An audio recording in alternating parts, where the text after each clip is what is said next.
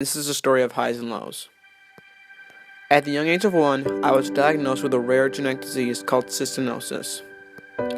Due to this disease, my native kidneys did not function correctly. In the second grade, when I was only 8 years old, I was forced to have a kidney transplant.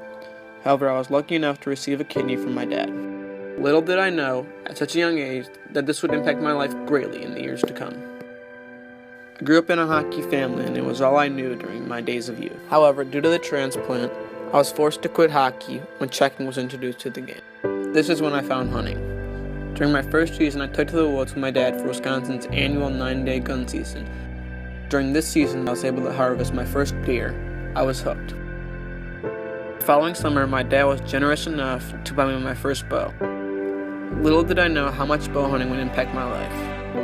I learned a lot during my first season of bow hunting. Although I was unsuccessful that bow season, I was able to harvest my first buck during that year's annual gun season.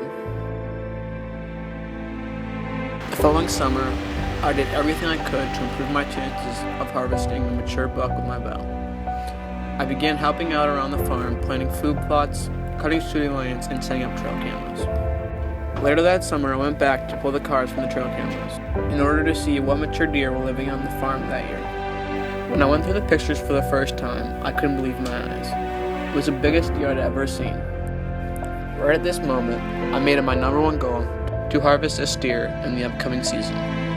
As the season came, we were informed news that my health was deteriorating. I still managed to hunt as much as I could, but was unable to harvest a deer with my bow, and again devoted my summer to improving my chances of getting my hopeful shot at the buckwheat duck moose.